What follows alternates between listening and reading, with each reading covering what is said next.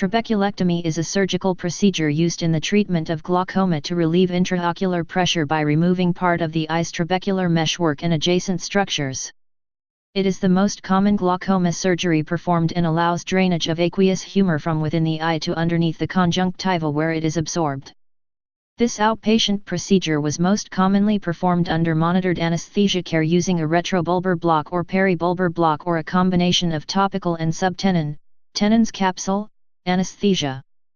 Due to the higher risks associated with bulbar blocks, topical analgesia with mild sedation is becoming more common. Rarely general anesthesia will be used, in patients with an inability to cooperate during surgery. Procedure. An initial pocket is created under the conjunctiva and tenon's capsule and the wound bed is treated for several seconds to minutes with mitomycin C, MMC, 0.50.2 mg/ml, or 5-fluorouracil, 5-Fu, 50 mg/ml, soak sponges. These chemotherapeutics help to prevent failure of the filter bleb from scarring by inhibiting fibroblast proliferation. Alternatively, non-chemotherapeutic adjuvants can be implemented to prevent superscarring by wound modulation, such as the collagen matrix implant. Some surgeons prefer fornix-based conjunctival incisions while others use limbus-based construction at the corneoscleral junction, which may allow easier access in eyes with deep sulci.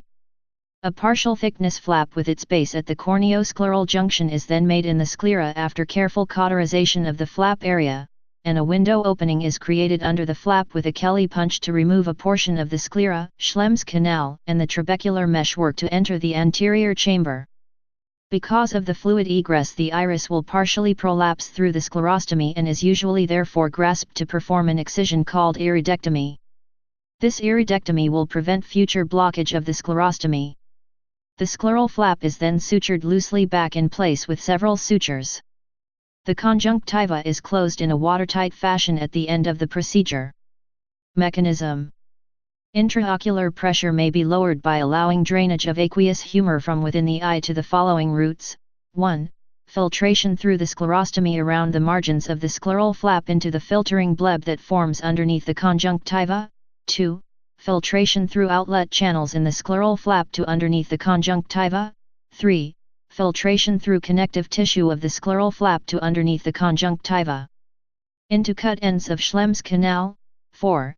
Aqueous flow into cut ends of Schlemm's canal into collector channels and episcleral veins. And 5.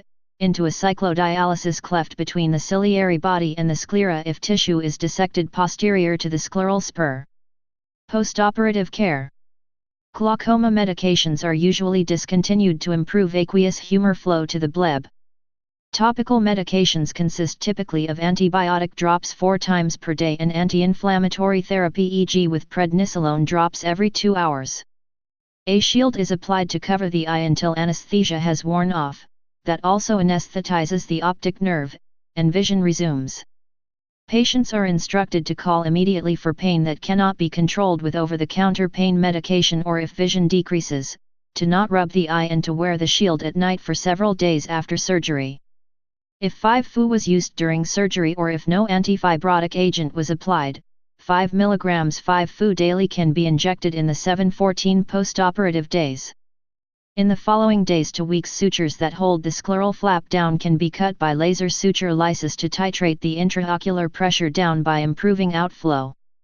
In laser suture lysis, a red light laser and a contact lens are used to penetrate non-invasively the overlying conjunctiva and cut the black nylon suture.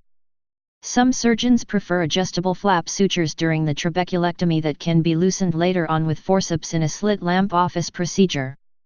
Postoperative challenges. Flat bleb will fail if not formed in first postoperative days. If early scarring is cause, subconjunctival 5-Fu injections or wound modulation with collagen matrix can prevent conjunctiva from adhering down the wound bed. Bleb leak may cause flat bleb. Leaking blebs can be revised with the use of collagen matrix or bandage contact lens for several days, followed by leak repair if necessary. Flat anterior chamber reform to prevent corneal decompensation can often be done in the office at the slit lamp with viscoelastics used in cataract surgery. Blebitis, if infectious, can progress to devastating endophthalmitis. Suprachoroidal hemorrhage, rupture of long posterior ciliary artery from progressive stretching with progressive serous choroidal detachment, usually occurs several days after trabeculectomy with acute pain often while straining. Hypotony wound revision.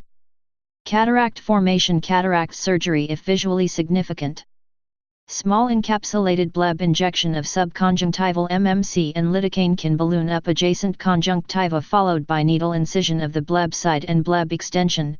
Alternatively or together, the use of biodegradable spacer or ologen collagen matrix implant may be implemented.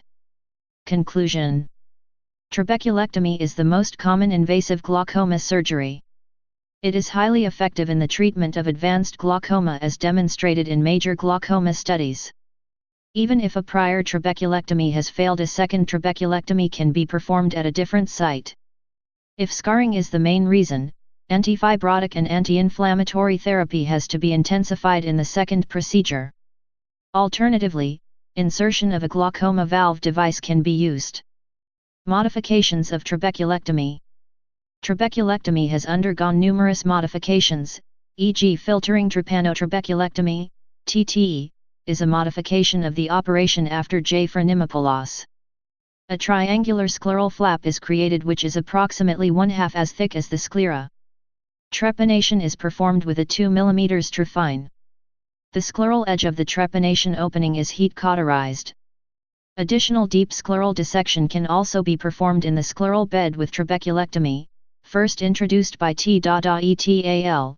Deep scleral excision is performed in non-penetrating filtering surgeries but not traditionally in trabeculectomy. The space created from the deep scleral dissection is proposed to accommodate certain biocompatible spacer or devices in order to prevent subscleral fibrosis and to maintain good filtering results in this modified operation. Various adjunctive devices have been used with trabeculectomy, to maintain drainage of aqueous humor and to maintain the patency of bleb. There is low-quality evidence that usage of express implant, a miniature stainless steel shunt, and human amniotic membrane as adjuncts with trabeculectomy have been associated with reduced intraocular pressure in patients after a 1-year follow-up, compared to standard trabeculectomy. Research. A Cochrane review sought to compare the effectiveness of fornix-based versus limbal-based conjunctival flaps for patients undergoing trabeculectomy. There were no statistically significant differences between the two procedures in regards to surgery failure rate, mean intraocular pressure at follow-up, and postoperative complications. Currently, there are no published trials which compare the efficacy and safety of ab interno trabeculectomy with trabectome with other procedures for treating glaucoma. Please subscribe and thanks for watching.